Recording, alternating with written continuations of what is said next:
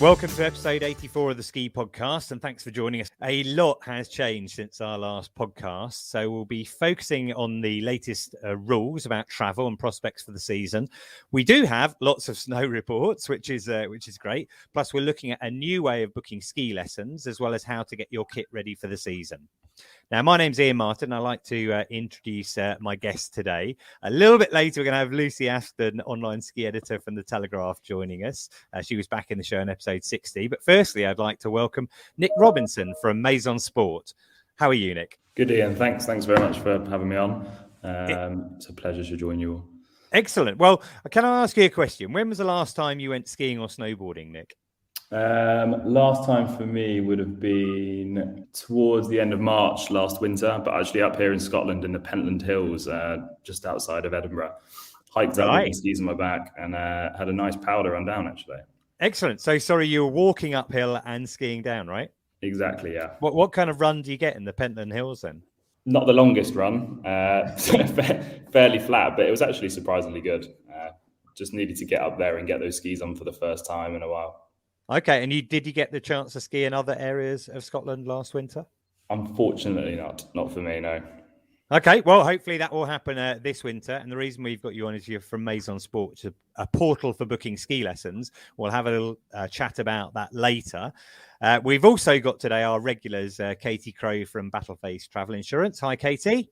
Hi, Ian. And Al Morgan from Ski Kit Info. Hi, Al. Hey, Ian. And we're going to be joined later by Lucy. She's still on the live desk on the Telegraph travel website. So at some point she'll join us. But let me just start off. As you may know, listener, this podcast is sponsored by Switzerland Tourism. Now, I really want to make it clear that the ski resorts and the hotels and all the restaurants of Switzerland want everybody to enjoy the country right now. 65% of our listeners to this podcast are from the UK, and that means it's currently not possible. I just want to emphasize that Switzerland is not going away. It's just temporarily unavailable. Well, and the great news is that within hours of recording that, Switzerland actually reversed that policy and decided that Brits and other nations are allowed into Switzerland again without any quarantine, although albeit with pre-arrival tests. But that is tremendous news, and it means that we can look forward to skiing in Switzerland again this winter. Let's move on to the Battleface Travel Insurance update. 2 weeks ago, in episode 83, we had the last-minute news that Austria was going into lockdown, and that was the start of a really busy week. But first, I just want to put it into context. I mean, this isn't just about ski holidays or the travel restrictions. I've got a friend of mine who was about to go and visit his parents in South Africa and see them for the first time in 3 years. And the rules changed on the day he was about to travel. Now, you know, some people are going to miss ski holidays. But the bigger picture is broader than that. But, you know, we are the ski podcast. So let's start off with what's changed since our last episode. Katie, here's your simple task. Can you give us a summary of where we are now? Sure, yeah. As you rightly said, on the last podcast, it was literally announced as we were talking that Austria was going into a lockdown, which has now officially been extended until December the 11th, as planned, amid signs that the measures are helping to bring down the sky-high coronavirus infection rate. So the lockdown is going to last for a total of 20 days, which the government has said is the longest it's going to last. So yeah, that's the situation in Austria. So yeah, just come back to Austria briefly. I did look at the kind of charts the other day, and you know, there are certainly many disadvantages of a lockdown, but one of the pros is that the rate of coronavirus in Austria has been reversed and is going down. It's still way above what it is in the UK, but it is going down. So that's sort of encouraging. That's very encouraging. Yeah. I understand, though, that hospitalizations have continued to rise, even though the rate is going down. But hopefully we'll see that come down too. What about France, Katie? How are things looking in respect of access to France? Yeah, so it's obviously very different for unvaccinated or vaccinated arrivals. Arrivals from the UK aged 12 years old or over are required to present evidence of a negative test, PCR or antigen, taken within 24 hours of departure. Yeah, I mean, that's, I think as far as France is concerned, if you're not vaccinated and you're not a child, it's out of it's not an option either, because you're not allowed to go for non-essential travel. But if you're vaccinated, you can go. But I think the key thing you're referring to there is, as of tomorrow, to be able to get the French health pass called the Pass Sanitaire, it is required to go on the lifts. Now, if you're double vaccinated, it's not a problem. You can actually show your NHS pass through the app. But for children, they now require, because we know British children aren't going to be double vaccinated, need to have 24 hourly tests to be able to get access to the Pass Sanitaire and to be able to ski. And when we come round to the snow reports a little later, we're going to be jumping around in time a bit.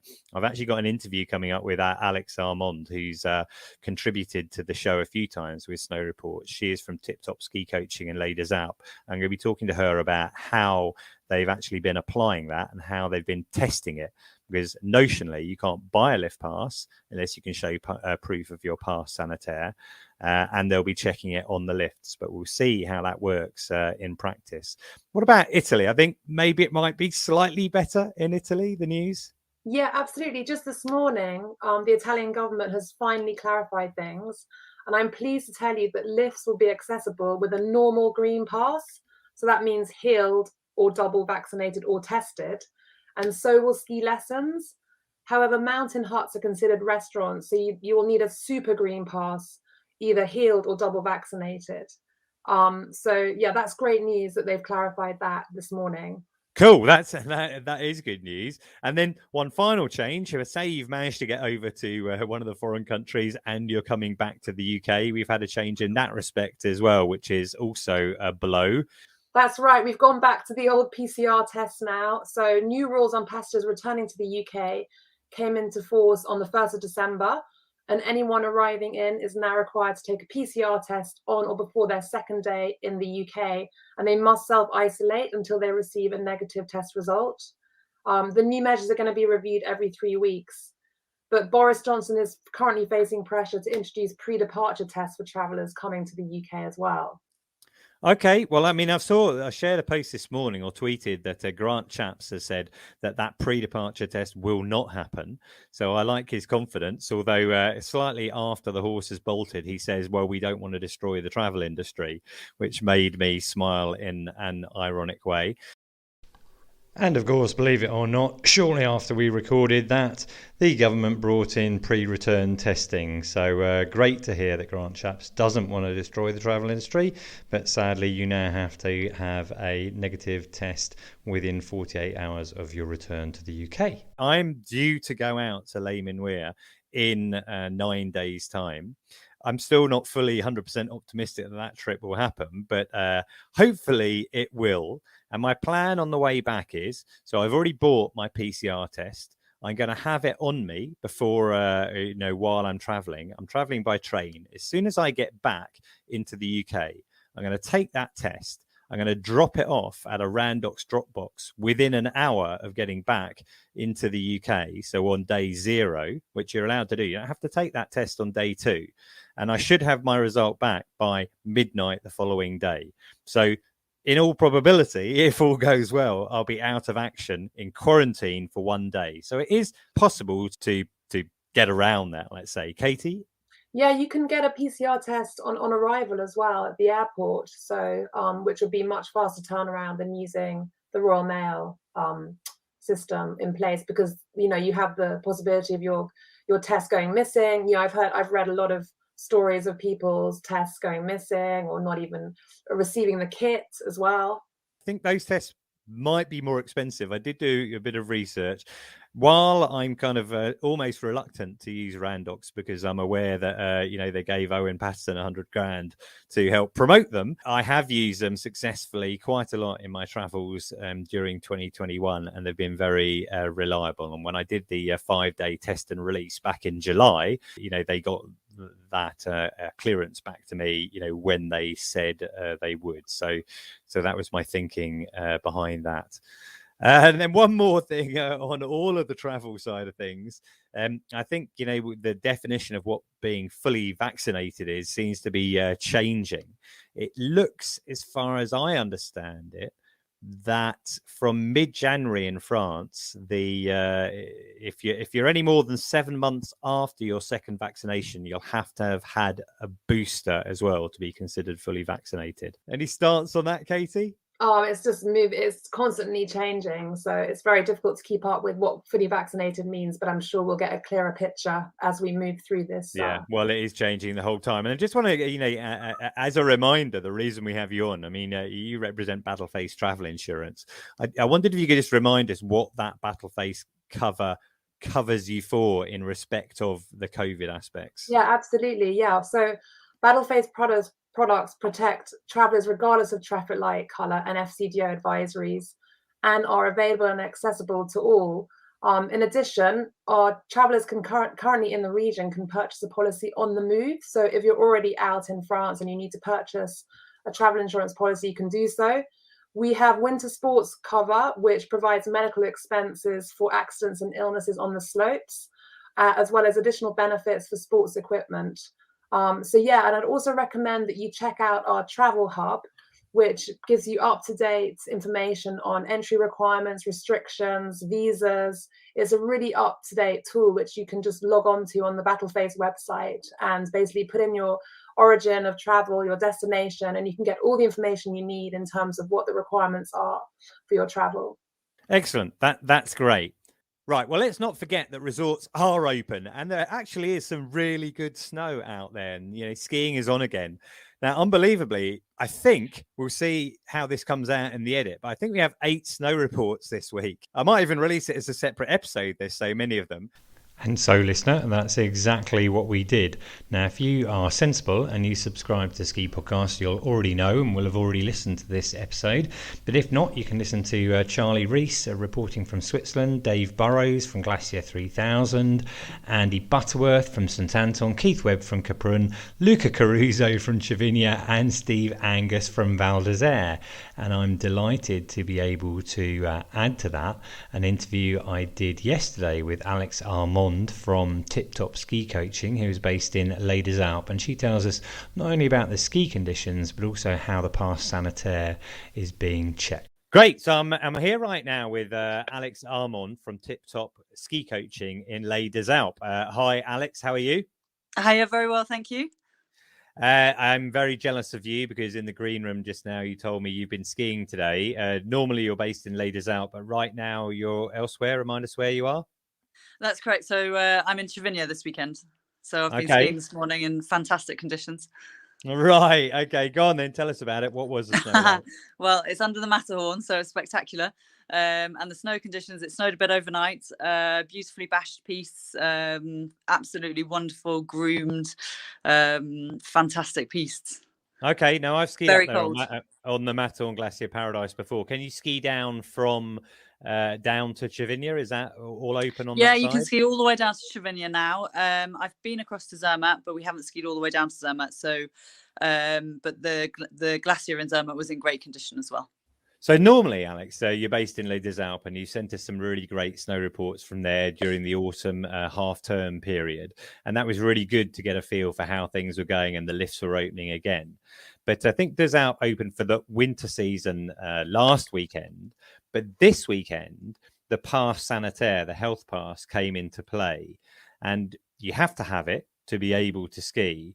What I'm particularly interested in was, how was that Pass Sanitaire health pass being checked during the course of the day? Do you have any information on that? So you need to produce your Pass Sanitaire in order to buy your lift pass. However, you only need to produce the Pass Sanitaire for the lift part, the person that's buying them. So if you're buying for the whole family, it's only your Pass Sanitaire that you need to show.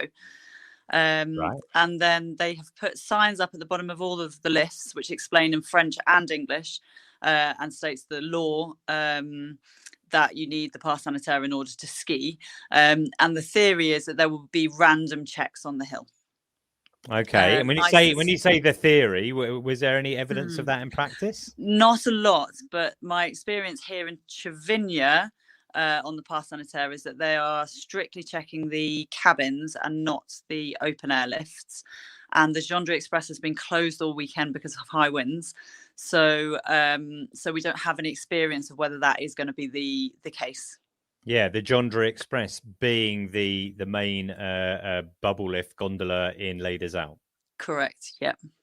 Yeah. Okay. So maybe it's still early on, but what you're saying is, okay, signs out, making it very clear, needing to prove it to buy your lift pass, but not necessarily needing to prove it for all members of your group, just for the individual themselves who bought the pass.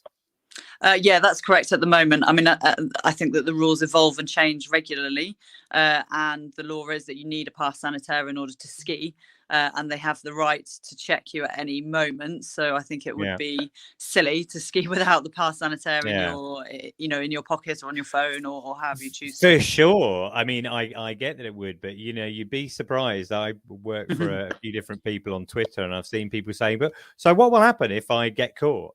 Like, I don't know what the answer is, but I wouldn't want to try it. That's been tried and tested as yet. So I suspect that you won't get through on the Geneva Express on the lift, and I also expect that they will check much more during the holidays when it's busy. Yeah, exactly. Well, that makes sense. And when you were last in skiing in Les Deux Alpes, what were the conditions like there, Alex? Absolutely fantastic. So all it's done is snow for days and days and days at the moment in Deux Alpes. So whilst when it opened, we could only open the glacier, in fact, because the snow was quite thin lower down. It's now opened down to the village, and it just continues and continues and continues to snow at the moment in Deux Alpes, which is fantastic. Great. Well, that's wonderful news. Personally, I am due to go to Les Deux Alpes with my family on a family holiday, but not until April. So God knows what the situation will be then. I think in all probability, my children who are currently single vaccinated because of their age will probably be double vaccinated by then. So this whole Pass Sanitaire thing will be less of an issue for us. All I want, though, is just to be able to go there. So hopefully, Alex, we'll be able to meet in person later on this season in April. And in the meantime, that would be lovely. Thank you very much for all of your snow reports. No problem. So, jumping around in time, let's go back to Friday again when Lucy joined us direct from the Telegraph travel desk. So, Lucy, you've just been able to join us. You come live straight from the Telegraph travel desk, where I noticed you've brought back your rolling blog again. I imagine you've probably been quite exhausted from the last week. Welcome back to the podcast. Thank you for having me back. And yes, what a week to be back. It's a shocker, mental. Isn't it? Yeah. You missed out on the question, which I ask all my guests early on. So let's start with something more cheerful. When were you last skiing or snowboarding? If the UK counts, I went to Chill Factor in Manchester last Monday in preparation for what I thought was going to be my first trip this winter. If we're thinking foreign skiing, it was Kitzbühel for the Hahnenkamm race last January. So that's just January 2020. So a long time ago, it feels. Yeah, well, that was a long time ago. Chill Factory definitely counts. We've had quite a few people on the show whose last skiing on snow has been indoors. But okay, I've got to bring up that now then. You said you were at Chill Factory in preparation for a trip you were about to take or are about to take. Have those circumstances changed? The circumstances feel like they've changed every hour for the past 4 days. It's so we were due to fly out to Canada tomorrow morning. We were due to fly to Toronto and then out to Quebec for the opening of the new Club Med there. However, what a lot of people haven't quite realised, because it hasn't been widely reported, mainly because the Canadian government have yet to confirm the rules, they have brought in mandatory testing on arrival for all UK citizens, and you have to isolate until you get those test results. It has been a turbulent few days, ringing embassies, ringing airlines, even the operators on the ground, trying to get to the bottom of how these rules will work. And the long and short of it is no one knows, but they are apparently in force. Right. I'm very sorry to hear that. So it sounds therefore, rather than taking any risks or dealing with that, the uncertainty, that trip is not going ahead? Yeah, so we made the call last night. It does, we've realised in situations like this, you get so caught up in it because we're so desperate to ski and so desperate to get out there. It sometimes helps to take a step back and think about it. If you're an outsider looking in on this situation, especially with Christmas coming up and so much going on, would you take the risk? And unfortunately, yeah, we've decided we're lucky in that we can postpone the flights. Air Canada have got a really flexible policy on that, so we're just going to postpone to later in the season. And I've actually been told today it's about -17 in Quebec, so I'm maybe not missing out on much. Right. Well, that is a shame, but that is really indicative of how the last week or 2 weeks have been. And you're, working in publishing, in travel for the Telegraph, probably gets more attention than any of the other newspapers, particularly from the travel side of things. I actually ended up subscribing to the Telegraph, which wouldn't have been my normal political alignment, but the travel has been so good throughout all of the COVID side of things. I felt I needed to. It must be almost impossible. I mean, how do you deal with live reporting when rules are changing as quickly as they do? I mean, for example, last Saturday evening, I was with my wife and mother-in-law. They were discussing a trip to Switzerland they were going to do, and during the course of the evening, that trip just fizzled away. How do you deal with that sort of stuff? So from a travel news desk, we work quite well with the rest of the news desk at the Telegraph. A lot of news filters in from foreign reporters, news wires. We have to rely, especially from a ski point of view, I rely heavily and really appreciate the contacts across the industry who keep me up to date with what's going on. So yeah, last Saturday was a bit of a frantic one, but we get word of things, and then we pull together as a team to make sure we've got all the updates up to date, and then start the rolling blog. We actually started the live travel rolling blog again yesterday, because we just see the trend and the demand from readers for those live updates as things are changing so quickly. But yeah, it's very much a group effort, relying on our resources, having good contacts in places that we can rely on, and just very much being able to drop everything in some cases and respond. Yeah, well, it can be extremely difficult. And you mentioned it in relation to your trip to Canada, trying to find out the information, because it's often very unclear.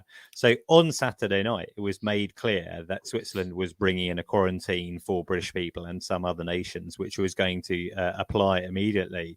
But let's move on to something that we didn't cover earlier.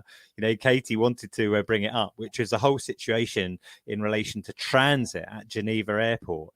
I mean, this story ran for days before it was cleared up. And just to clarify for the listener, if you're not kind of familiar with this, many flights for French ski resorts come into Geneva, people hop on a transfer bus or hire a car, etc., and drive to France. Now, did you have to quarantine when you arrive into Switzerland? Like, that's how did you find out? I mean, it was, when I was looking into it, it was almost impossible to know.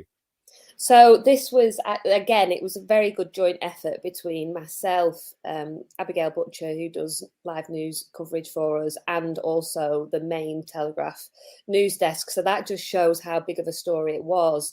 They got in touch with me saying, what does this mean? Is it a big impact? I said, this could be huge. If they implement this quarantine on the people traveling on to France or Italy, then this is massive.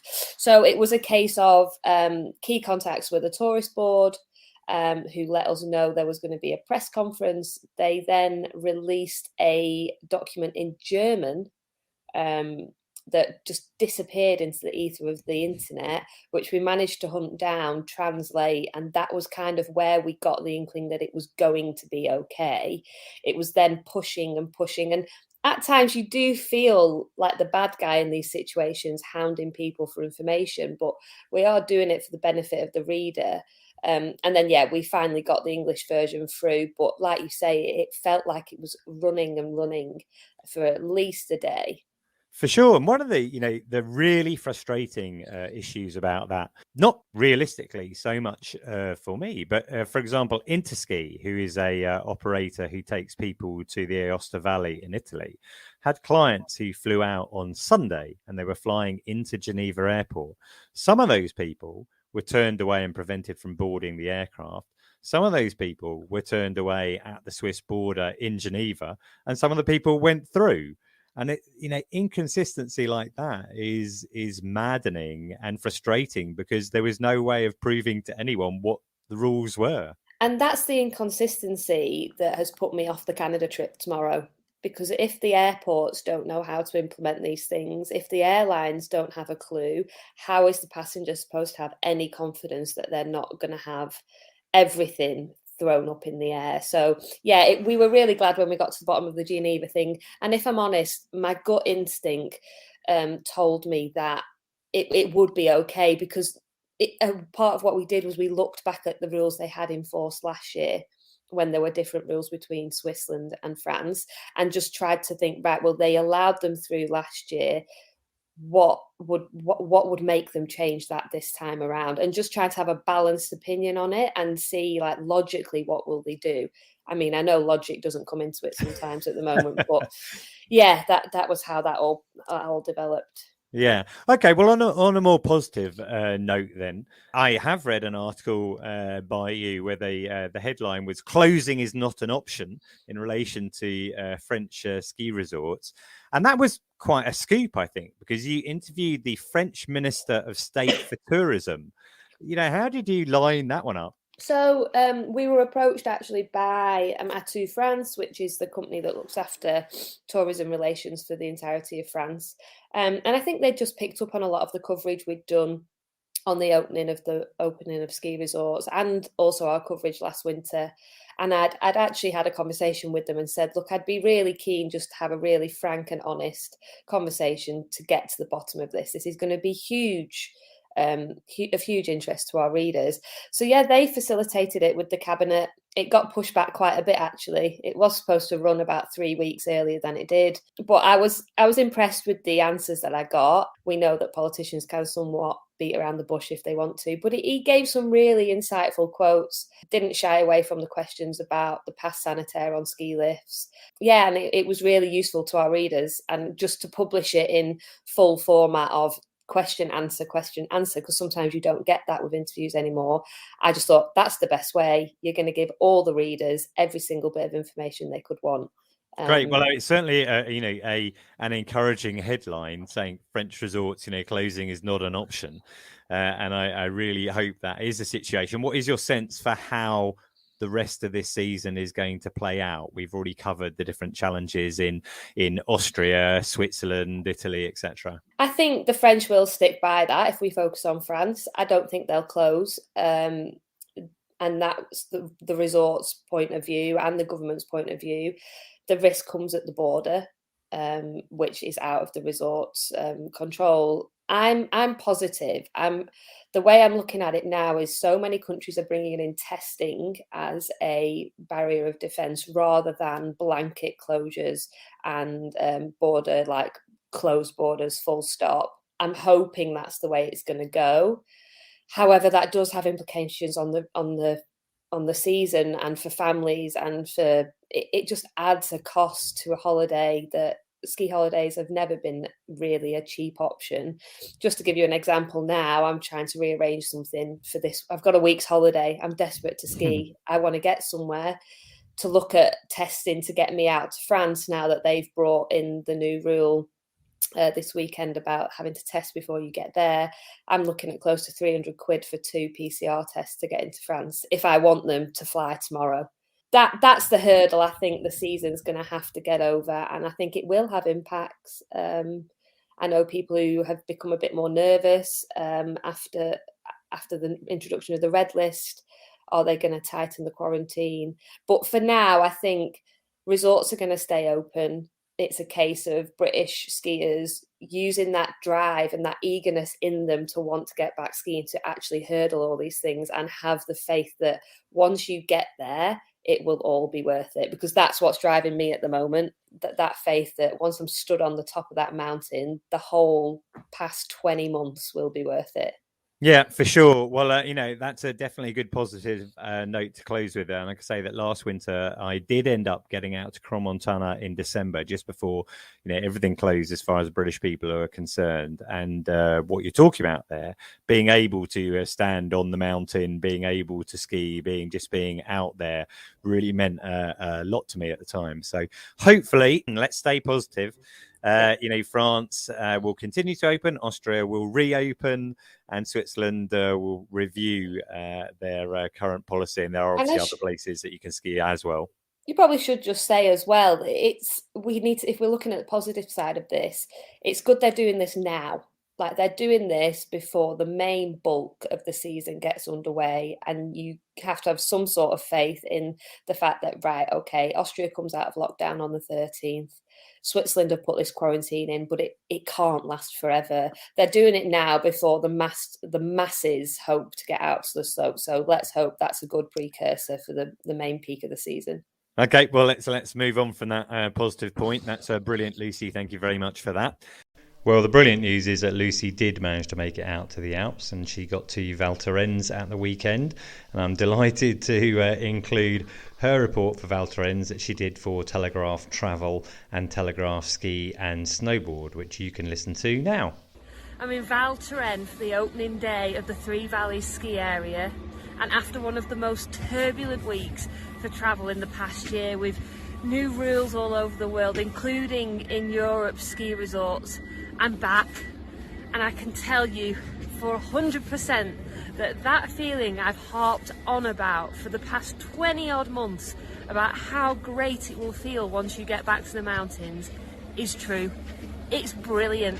I've got powder at my feet, it's snowing, it's due to snow all week, and the skiers everywhere. The mood is just fantastic. The mountains are open and we're back. It's worth it. I'm going to move on to our other guest today, which is Nick Robinson from Maison Sport. Hi, Nick, and welcome to the Ski Podcast. Hi, and thanks. I think probably the best place to start is if you could tell us a little bit more about Maison Sport, what it is and how the idea came about. Okay, great. So Maison Sport is a platform for independent ski instructors. So it's a place for skiers and snowboarders to book lessons in almost every resort across Europe. And the real differences between our platform and your sort of traditional ski school is that instructors all work for themselves. They set their own availability, they choose their own pricing, time slots, etc. And then as a customer, you can go on, search in the resort that you're traveling to, choose your instructor based on their profile, pricing, availability, qualifications, etc. And then, in terms of from our side, we obviously make sure that all those instructors are verified. So you actually receiving a lesson from a similar instructor that you would from a ski school, but there's just a bunch of benefits that are in there to you as a customer. So can I ask a question then? So are all of the instructors on there independent instructors, or are you booking lessons through the ESF as well? No, they are 99.9% of them will be truly independent instructors. There is obviously a few instructors on there that have agreements with their ski schools where they can maybe sell some spare time outside of whatever agreement they have with that said ski school. But they are truly independent instructors. So by coming onto Maison Sport, you're finding a different instructor that you would through any of the sort of normal ski schools that you see when you go to a resort. Okay, and so the main upside for skiers is you can also, apart from obviously looking through the resorts, and I had a look at the website earlier, and there are a lot of resorts covered on there. So finding someone from your resort, you can fit them to your particular requirements as well, and establish obviously whether people actually speak English or are good with children, etc. in advance. Yeah, no, it's highly flexible. So you can go on, you can sort of filter by language, ability, and then really, just find sort of times and lessons that suit you, and also price. The prices, there's actually a really, really wide range of prices. Instructors that have been using the site for a long time typically will charge a lot more. They've got a lot of reviews. There's a lot more confidence in them in terms from the consumer booking them. The main benefits are really that sort of mixture of choosing your instructor, the reduced pricing. So typically ski lessons can be up to 50% cheaper. Whereas obviously no middleman in the same way there is with a traditional ski school. So the instructors are increasing the amount they earn on an hourly rate compared to what they get paid for a ski school. But they're kind of that's been passed directly on. Is it pan-European, or is it directed predominantly at the UK market for UK skiers and snowboarders? It is pan-European, so we've made a big push over the past 18 months in particular. It was always our intention to move towards the domestic markets in France and Italy, etc., Switzerland. But we pulled that forward with COVID, the travel bans like we were just discussing earlier. that issue of UK skiers traveling and it very much being a border issue is something that we were concerned about as a business. And so it's kind of forced us to actually target those markets a lot earlier. And we've actually had a lot of success over the past 18 months on that, which has been great. Yeah, and you mentioned reviews. I mean, I in my day job, I do digital marketing, and I'm constantly pointing out to my clients that having reviews make a lot of difference. You know, I think we all know from a consumer point of view, if you're looking between two different products and one of them has got a bunch of reviews and the other one hasn't, you're much more inclined to go with that. And so the reviews are clearly an important part of it. And I guess every user is encouraged to leave a review after they've made a booking. Yeah, exactly. Once you've had your lesson, you're invited to leave a review, and we have a really high review rate. It's actually up at over 70% of all lessons are reviews. So you get a really good picture of how that instructor performs. And, you know, not every instructor on the site is going to give the same level of service as each other. And therefore, we very much wanted to have an open platform where people were reviewed, and if they didn't do a good job, then that review was shown.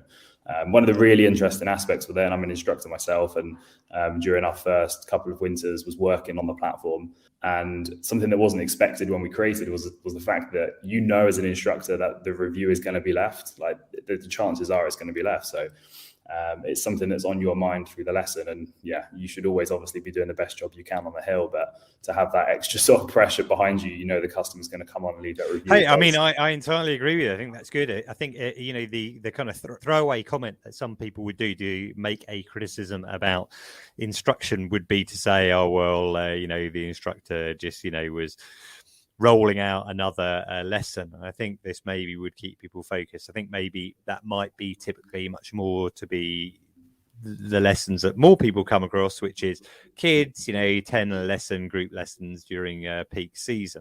Yeah. Is that come into play as well? It sounds like it's probably more for private lessons. Yeah, the focus for us very much at the moment has been on the private side, but I guess trying to make them more accessible to more people. Private lessons typically have been pretty overpriced. So by taking the ski school out of the equation and the instructor able to increase their earnings, the customer is being charged less. We also try to really push the fact that it seems to be not particularly well known that within private lessons, you can book multiple children into those lessons if they're of similar ability. You can have friends, families join, etc., etc. And so when you actually break it down and you get above 3 children, it's often actually cheaper to book a private instructor for that week. Yeah, I mean, it's interesting what you're saying. I mean, I was discussing with my wife what we're going to do when we go on holiday, as we hopefully do later on this year. And I think with my kids, you know, they're now, they'll be 15 by the time we go on that trip, and they've gone beyond the kind of group lessons, yet they're not, you know, fully technically proficient. So they still need to learn.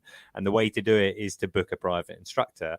And so, you know, that's exactly the right way of doing it. Actually, we have some other families going as well, similar abilities. So maybe we can group them in and bring the cost down. I'm interested to know, you mentioned your instructor, like what prompted you to start it? Did you start it? So it was started by myself, my brother Ollie, and a good friend of ours, Aaron. We were all actually previously on the British ski team as ski racers, and so naturally moved into becoming ski instructors. And I took time out of the industry and worked in finance for 3 or 4 years, and just had to get back out on the hill and back onto the slopes. And we actually took over an existing ski school, which was Supreme Ski School, which was based out of Courchevel at the time. Yep. And after running that for about 12 months, we kind of really knew firsthand the pain points of that traditional model, both for the customer and the instructor. And so, we've seen across other industries this sort of model be applied, and felt that actually, you know what, in the sort of niche ski lesson market, it fitted really, really well. So just kind of pursued it from there. We had a lot of friends that were independent instructors. The internet revolution hadn't dealt them a very good set of cards, so to speak. They were struggling with their sort of SEO online, all these types of things. So we really wanted to kind of help them fight back and compete with the sort of larger ski schools in resort. Great. And when you were racing, what was your discipline then? We were kind of forced to race across all disciplines, but I was very much a slalom skier. Loved the slalom, and after several downhills and a few too many crashes, decided that I think the future. We used to regularly drive past Kitzbühel on the way to other races around Austria, and I would just look up at the hill and just basically agree with myself that I would never race that. I'd never head down that hill. And I think at that point I was like, you know what, it's best to just put the downhill boards away and stick to the short skis. Right. So you were racing around Austria, what, on a Europa Cup or junior circuit? I stopped, like the year I got into the Europa Cup team was the year I stopped racing. Unfortunately, around that period of time, I had an untimely leg break just before the Vancouver Olympics, and the governing body actually went into administration around that time. So all the funding was cut, and for anyone that's involved with ski racing, it's a very expensive sport, and you have to make sure. Well, I don't think there's any. You said it's an untimely leg break. I don't think there is a timely leg break. Is there? I can see how that works. Well, you seem to have transitioned into your new career really well there. So I'll put a link to the show notes in there. And also, I noticed on the website you can book lessons, but it's a fully refundable 20% deposit if you're booking lessons for this winter as well. Yeah, exactly. Yeah, we've kind of responded to everyone's nerves around COVID, and we offer really flexible cancellation policies, etc. So definitely best just to get your lessons booked in. You can cancel them at a later date if need be, but getting them secured, and with that 20% deposit, it makes cool. Okay, and do you have any trips planned, Nick? Are you hoping to get out to the mountains? I'm actually hoping to get out. You were saying 9 days earlier. I think I'm around a similar sort of date. So fingers crossed, I'm looking to head out to the Port de Soleil, and the snow looks good. So really excited. Yeah, fingers crossed for both of us on that one then. Excellent. Let's move on. This is, regular listeners will know that I went to the National Ski Show in the Birmingham NEC, well, just over a month ago now, maybe 6 weeks ago. While I was there, I caught up with Caroline Elliott, who was on the show in episode 47. Now, I talked to her about her new book, which is all about avalanche rescue dogs. So I'm with Caroline Elliott at the National Snow Show in Birmingham. In my hand I've got a copy of Fjord's Mountain Mission. I've just been having a look through. Long-time listeners will remember that I interviewed Caroline about Fjord and mountain rescue dogs. Can't remember what the episode is, but I'll put the link into the show notes. Hi, Caroline, how are you? And it's nice to actually finally meet you. Yeah, exactly. Meeting face-to-face is brilliant, isn't it? Yeah. Do you want to tell us a little bit about the book? What is Fjord's Mountain Mission? What's the story being told? Fjord's Mountain Mission is a story about Fjord, my old and incredible legend of an avalanche dog. His day up the hill with me. So we look at the moment I go bombing in the mornings to the moment he jumps in the cable car, and we just go around the hill. And it's lots of fun. He does lots of silly things, and at the same time we're learning snow safety subliminally with little messages. Yeah, so we're saying it's a children's book. I mean, it's got brilliant illustrations in it here. It's quite chunky. Be a good one to kind of read with your kids at bedtime or something like that, I think. And it's I see on the back here I've got a few logos. It's endorsed by a few organisations as well. It's been brilliant. The FIS in Switzerland, their Snow Kids programme has endorsed the book. They've seen the kind of gap in the market, so to speak. There is education, but it just depends if you've got a good ski instructor, and sometimes not all the ski instructors will explain the FIS 10 rules of code conduct on the slopes. We kind of basically put all that into one book. It's very visual. As you said, the illustrations are incredible. It's 135 pages, so you're getting a lot for your your money in the book. No, it's good, and I love the illustrations. They're great. I'll put a link to one of those images in the show notes as well, for sure. And now you're not working with Fjord anymore. You have a new dog who's just in front of us, having great fun here. Being stroked to death at the ski show. What's her name? Her name is Kayla, which is Swedish. Okay. The theme, there's a little story behind that. Kayla means, or Sjöla, as they pronounce it, it means water spring or source. Okay.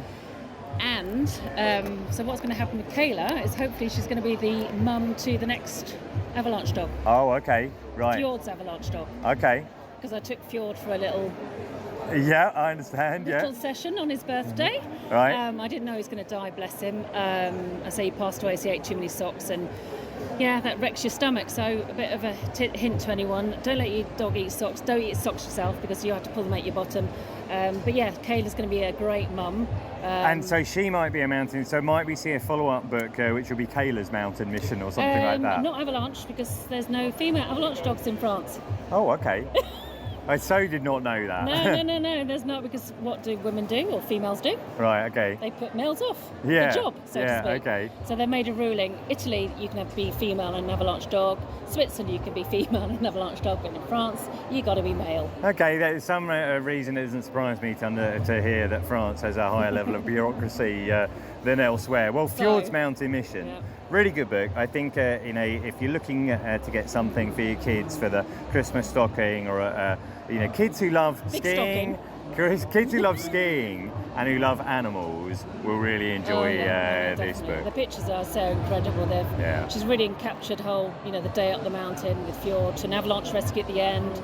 All the names of no spoilers. Yeah, no. All the names of the people in it actually are real people. Right. From Frank, the children's entertainer, to Jerry, the helicopter pilot, to there's lots of people doing some good stuff. Yeah. Cool. All right. Well, that's great, Caroline. Thanks very much. And talking of shows, this week I went to the launch of the London Ski and Snowboard Festival, which is due to be on in October 2022, and it was pretty spectacular. It's going to be held at Evolution, which is the same location that it was held in the previous years. Obviously, it didn't happen last year.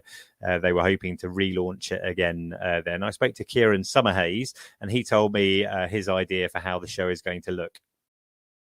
So I'm here with Kieran Summerhays from the Event Lab, and Kieran, you are responsible for making the London Ski Show, or Ski and Snowboard Show, happen next year in October. We're at the launch event today. I'm really interested in your kind of philosophy for how it's going to be different. What is it going to be like? What can people look forward to next year? Oh, well, I'd look for people that haven't seen it yet. What Smarts do very well is the whole theatre of an event. It's the whole spectacle. It's about making people feel like they're almost in resort. And what we're finding is we want to get people to the show, and there's certain people that will go. There's certain people that live in the south east, certain people in London, and certain people that go to an exhibition. But one of the problems I think we all face in the ski industry is that the new skiers, or new to ski, and I would also include those that have maybe had kids and haven't returned for 5 years. Yep. If you want to get them back skiing, then we need to do something a little bit special. I think part of it is breaking down barriers, which is putting it in central London, putting a ski slope where everyone can come and ski for free, and putting everything on their doorstep. The second bit is, once they come to the event, is actually feeling like they're out into the mountains, and that's where all of the theatre comes in, all of the props come in, all of the features, the content, the speakers. Yeah, I mean, we haven't seen your full show yet, but just now we were treated to, pretty outrageous entertainment, and you said you wanted to make it feel like it's a ski resort. It feels like that in there. I like you've got the French post office sign in there, and a Zermatt sign, and a few other things like that, and you've got snow actually falling in the corner there. There will be snow. So that's the main thing you're thinking of. It's going to feel much more like a ski resort environment. I think that's I think certainly that's visually that's going to be one of the things that hit people when they come in. The real snow coming down. There's gondolas, as you can see, hanging from the ceilings. There's fireplaces. The Dolly Foos that's in there will be outside. I won't try and give too much away before the event.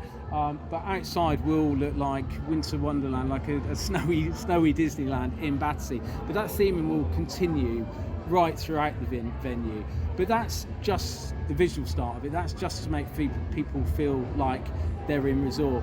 The amount of retail that we have here, the content that we're going to have here, the speakers that we're going to have here, there's just going to be a lot more to see and do. So we're trying to cater for all ages. So if you're young kids and you haven't skied before, you've got to make sure they're entertained, because if you want their parents to sit down, for sure, and it's going to be during half term as well, isn't it? Right? Absolutely. Yeah. So having that's great. Well, I'm really looking forward. And you've actually been running the show here in London for the Telegraph in previous years, haven't you? Correct. Yes. So slightly different. So yes, absolutely. I mean, the Telegraph bought the Ski and Snowboard Show from Voss Media, and we then took it from its days at Olympia, which is sort of mainly retail focused, to I guess half experiential event, sort of half trade event.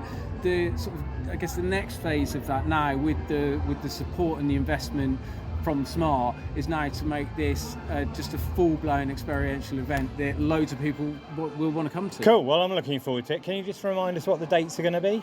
Yes, it's the 27th to the 30th of October 2022. Okay, cool. So only 11 months to wait, but then we'll see you there. Thanks very much, Kieran. That's great. Brilliant. Thank you. Now, as I said, the launch was pretty spectacular. I think that it's hard to know with these shows whether it will genuinely be different, but if it's anything like that launch evening, I would imagine it to be kind of louder, more colourful, and more going on. You know, they talk about the avant ski and the après ski. The avant skis being what goes on in the day, and the après ski, I think there'll be a lot more happening then. But yeah, we'll see about that.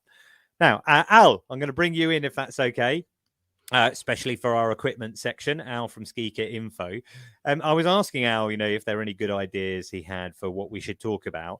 And it makes sense that on the 3rd of December, as we're recording today, we should have a little chat about getting your kit ready for the season.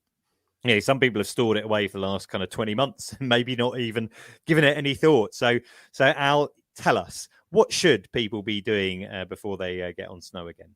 Often people, when they come back from skiing, don't think about their kit. And, that's from one winter to the next. This has been 2 seasons for the vast majority of skiers. That's a long time to be storing your kit. So for me, I do this every winter. And for just general skiers, it makes total sense to just give it a good, check over. If you store your boots in the loft may get really, really hot in the summer. And the reason why I mention this first is because it's a really classic example. I know in a lot of great boot fitters, this is often a problem. If you've had a stretch or work done on your boot, you store it in the loft to get hot. The plastic then relaxes closer back to its original shape. You then go to ski again, the boots are going to feel really uncomfortable. So certainly get the boots out, check them over, try them on, put them on for 10, no more than 15 minutes. Make sure you're going to be comfortable with them when you're up and about and just stood in them. And just make sure they're going to be good for skiing. And also, we've had 20 months of, for a lot of people, a lack of activity. Maybe our body shape's changed. Maybe we've got a bit heavier. Because of that, then our foot shape can change as well. So maybe the foot beds that you had in your boots before may need some work. Just get the stuff out, check it through, make sure the mice haven't chewed through them, and make sure it's going to work from that boot perspective. But then we can talk about skis and clothing as well. Okay, well, I'm imagining you at home. I know you have lots of skis. You probably have quite a few sets of boots. You actually putting your boots on and clipping them into your skis to get the full practice in? Yeah, not quite that full on, but certainly, it is always worth every season before you go skiing anyway, just popping the boots on and just wearing them for maybe 10 or 15 minutes around the house. Be stood up in them. You're not going to be running around in them, but stood up in them so you've got better blood flow through the feet. And also it's just going to help to shape the foam inside the liner around your foot again, because it will have relaxed over that period. But then with skis as well, look at the bases, especially with a black base ski. If it looks dry, it's looking a bit grey, then it just wants a bit of TLC. It's been a long time. I think all of us just needs, a little bit of care and attention, and skis are no different. So you can do a lot of this at home really easily. There's loads of tutorials online. You can learn how to wax it there, or take your stuff into a shop to check it.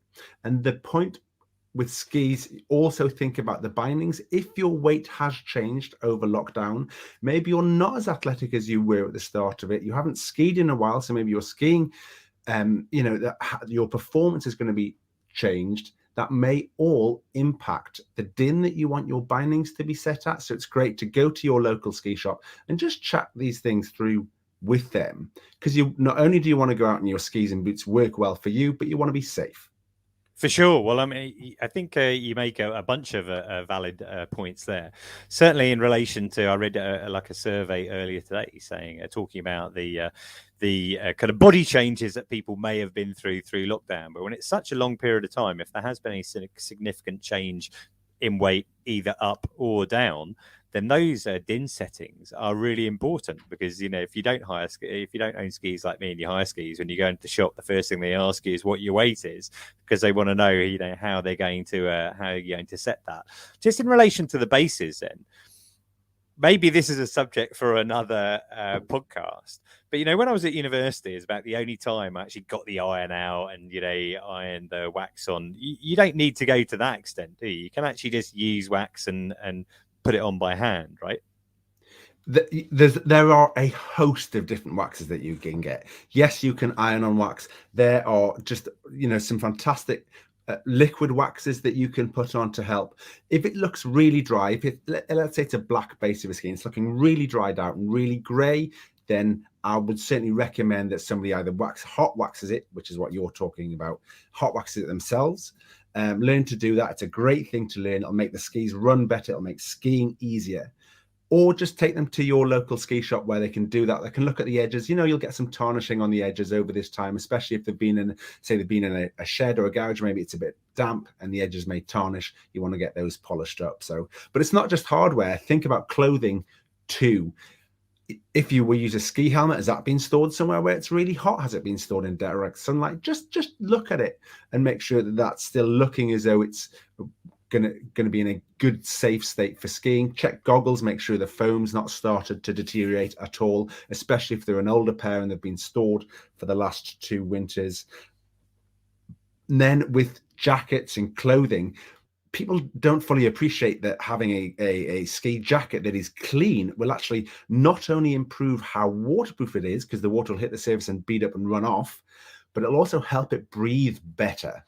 So it's really important. Even these are technical pieces to look after them, and you should only wash them with specialist cleaning products that you can get from a good outdoor shop or a good ski shop. Cool. I mean, it sounds to me like really just giving everyone an excuse to get all their ski gear out, dress up, get your ski boots on and pretend you're going to be out in the mountains already, which, clearly everybody's going to enjoy. But that's some really good advice there, Al. So thank you very much for that.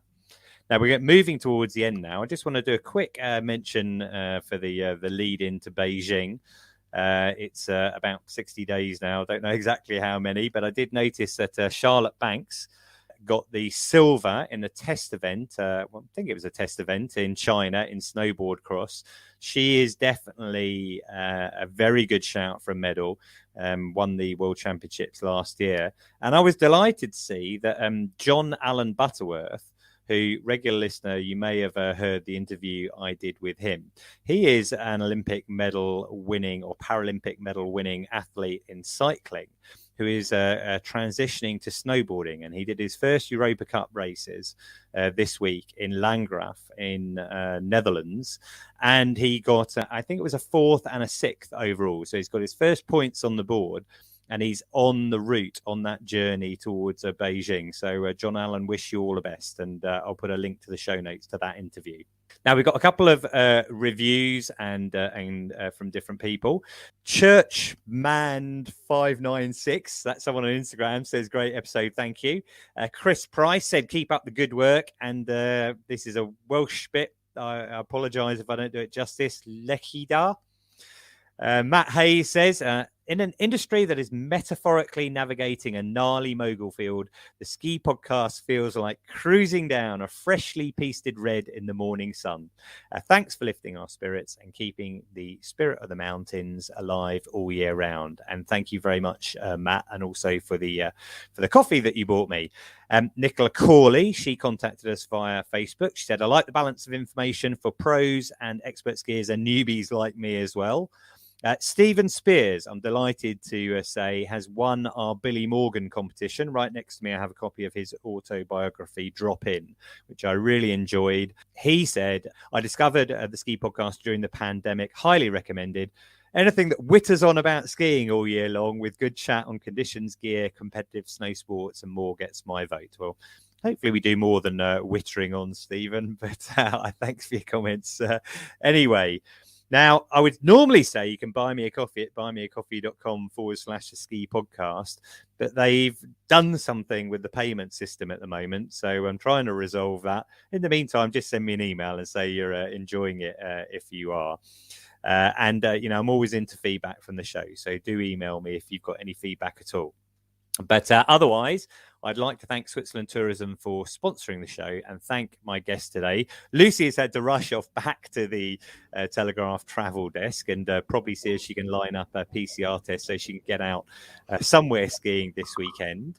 But also like to thank Nick from Mason Sport. Thanks for joining us. Thanks, Ian. Thanks for having me. Katie from Battleface Travel Insurance. Thanks, Ian. Thanks for having me. and Al from Ski Kit Info. Thank you, Ian. Always a pleasure. And finally, I'd like to thank you, listener, for sharing your time with us. So until next time, goodbye.